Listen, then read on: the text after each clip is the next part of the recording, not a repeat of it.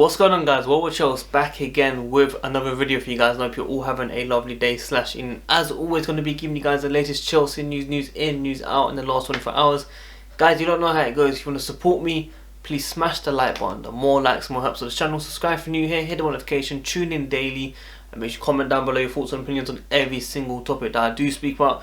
Also want to say that me and Carefree Lewis G will be doing collabs on each other's channel, at least one episode a week for you guys live stream. So tonight we're heading over to Carefree Lewis G channel, 6:45 PM UK time. Link in the description. Go subscribe to him. Go help him get to 20k subscribers. I'm sure many of you guys already subscribed, but if you haven't, please go subscribe to his channel because he'll be coming on my channel as well. So big up to Carefree Lewis G, and I'll see you guys there later on as well. So general Chelsea news before we get into the main ones. Chelsea's game against Fulham, which was meant to take place on Friday 8 PM UK time, has been moved to Saturday 5:30 PM UK time, and also talks about Leicester's game being moved against Chelsea another day as well, from Tuesday to Wednesday. That's being spoken about right now. So if you get any updates on that, I'll keep you guys up to date.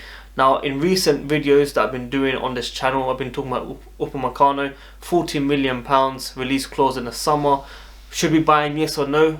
I'm going to ask again, should we buy him? For the ones that haven't seen those videos, let me know if we should buy him or not. Of course, Thiago Silva is still another option to extend for another season. But right now, Fabrizio Romano has agreed that there is definitely a 40 million release clause in the summer. But anyone that wants to buy the Red Bulls defender in this January window, they'll have to spend crazy money. It's looking around 60 million plus. Of course, I don't think Chelsea will spend anything like that anyway, especially in the January window. And we need to get rid of players anyway, so it doesn't really make sense for us to go for that type of player right now. And also, you know, 40 million is kind of a decent deal in the summer. I think we should consider it. I know many of you guys are a bit worried about his mistake prone and stuff, but I feel like he's one of those top defenders. Obviously, Jose Gimenez is a lot better for me, but injury prone and, you know, a lot younger, Upamecano, I believe. So I feel like, you know, we should consider it in the summer, look at it properly, whether Christensen, Rudiger are not at the club anymore. Tomori, we don't know what's going to happen in his future as well, which we'll be getting into shortly. But Thiago Silva could be extended another season. That's dependent if Chelsea want to offer. Right now, Chelsea are happy with the player, but we still have to see the remainder of the season whether he's still the right fit. Of course, for now, he's a perfect defender, one of our best defenders, him and Kurt Zouma, of course. But we have to make sure we assess it by the end of the season before we make a choice. So, yeah, like I was saying, Tomori, Frank Lampard has confirmed that he'll be going out on loan this month. He didn't feature in the FA Cup, Emirates FA Cup, of course. I did say if he did not feature, it's probably bye-bye for him this season. It could have been a permanent deal in my eyes. Of course, in the summer, talks about a loan deal was broken down. Leeds, Newcastle, everyone was interested in him. West Ham, they didn't get him basically. So I think Frank Lampard wants to get that move done this month, 100%. I don't know why they're falling out. It doesn't really make sense. I felt last season he done okay. I didn't think he done that badly compared to Rudiger and Christensen in my eyes. Obviously, those guys have a lot more experience. But, you know, Lampard knows Tomori from Derby as well. So I don't really understand the connection there, what's happened there. And that's part of the reason of the Athletic report about his falling out with a lot of players. So hopefully Tomori gets experience. I'm glad it's a loan, not a permanent move. Hopefully he can come back in the summer and he can come back stronger and try to take Rudiger or Christensen's spot. Because Rudiger has around 5 or 6 months left in his contract. Maybe we're keeping Rudiger to try and get him to sign another deal, like a 1-year deal. So if we can sell him for cheap, like 5-10 million, that can help the budget, of course, and especially with net spending. Especially that, you know, we signed so many players. Not that we don't have the money, but to make sure we keep it healthy and a positive rather than a negative, of course. So that's how I see Tomori's situation. That's how I see Rudiger's situation. Christensen, you know, I know Carefree Lewis lost Christensen. He backs him to the way. You know, I kind of get the waves, but I feel like I had that feeling probably in 2016, 2017 when he came back. But then he made a few mistakes against City, United and Barcelona under Conte. And from there, just mentality just hasn't been there. On the ball, fantastic. But I feel like we can do a lot better, Lewis, man.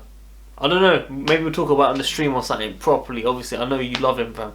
So that's my news on Upamecano. You know, many teams are interested. Not just Chelsea, United are interested as well. But I don't think United will pay that money.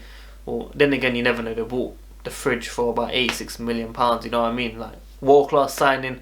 You know, maybe they can spend another 80 million on Upamecano. Maybe. Who knows? You never know, United fans. Obviously, I can't really talk about United in general because the joint top, they can go top. I believe they have a game in hand, but doesn't mean Chelsea can't switch it around and go on a run as well. We should be looking at that thinking we can change it like that as well. Arteta's done it with Arsenal, 4 wins in a trot. Why can't Chelsea start from Fulham and push on? Hopefully we get those positive results as a Chelsea fan, of course. Now, Emerson could be going out on loan to Napoli for 6 months loan.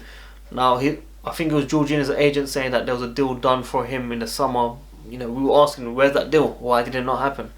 You know, he was trying very, very hard against Morecambe yesterday. He's trying to shoot so much, this guy. I've never seen a guy shoot that much in my life. You know what I mean? Like, he was trying so hard. Maybe he's trying to get that move sorted. Maybe he's keeping his fitness up.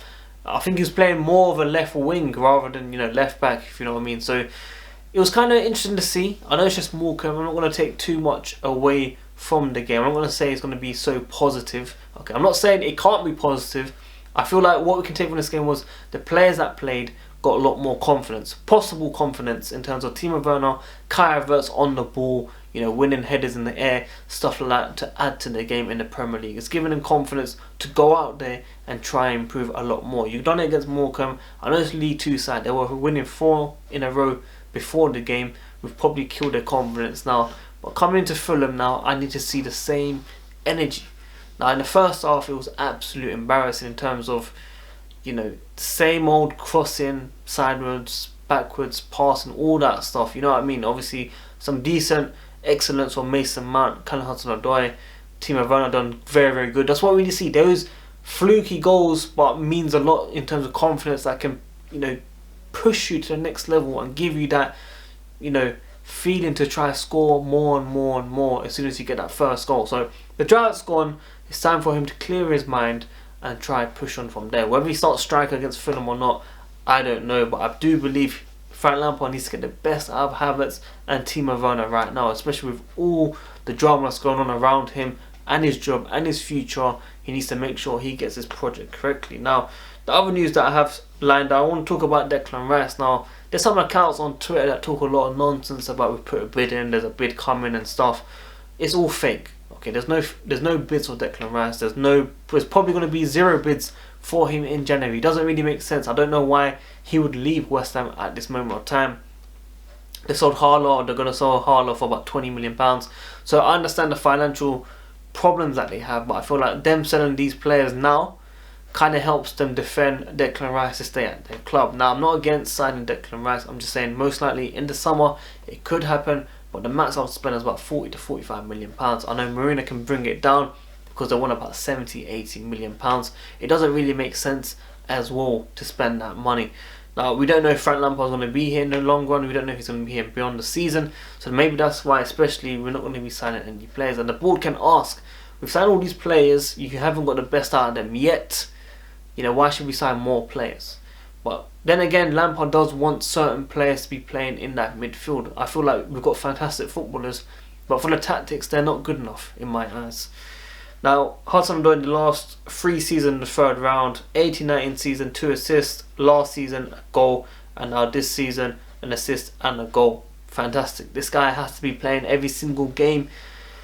I did say him and Pulisic should start against Fulham in my eyes. I think Hakim Ziyech, we should try and control his fitness. I don't want him to get injured. Just like Pulisic, he didn't feature yesterday's game. I feel like he should come back now and he's ready for the next game. Obviously, hopefully he doesn't get no injuries, nothing like that. I don't wish any injuries on any player. So I'm hoping Pulisic plays, but Hudson-Odoi has to start, you know, on merit, on form that Frank Lampard talks about. If you're good enough, you start. He has to start that game against Fulham because I know he's going to try really hard. In terms of Pulisic, I know that he can take on players. He just needs to be a bit more clinical in front of goal. And I believe if we have 2 of those guys up top, we're not going to be relying on crosses and stuff like that. Okay, I'm not saying Hakim Ziyech can't cross because obviously his special trait is those amazing crosses. But I expect Fulham to be defending quite a lot. So we need our firepower on the wings for sure. So that's what I believe is going to happen. Hudson-Odoi and Pulisic. Now, Jude soon's up. Bell has signed his first professional contract with Chelsea. Congratulations. I wish you the very best as well. And Chelsea have shut down the academy training centre because of coronavirus outbreak. But the first team facilities have still remained open for them to train, so it shouldn't affect them anyway. So that's keeping you guys up to date. And then finally, Lampard speaking about Billy Gilmore. saying that how well we've done against Man City and now how he can push on and should be featuring a lot more games. He's expected to start against Fulham as well, especially with Kante suspended. So let me know your midfield three. I do see Mount, Havertz and Billy Gilmour. That's the three that I kind of want to see again. But, you know, I don't really know our best formation, so I don't want to flip-flop left, right, centre, changing my opinions because I need to look at it properly. I don't think Frank Lampard knows himself what's the best formation for these players. But guys, that's something that we're looking into a lot more. If you can, please smash the like button, subscribe if you're new here, hit the notification, tune in daily, make sure you comment down below your thoughts and opinions, man. Well, watch us, guys. I'm out. Peace.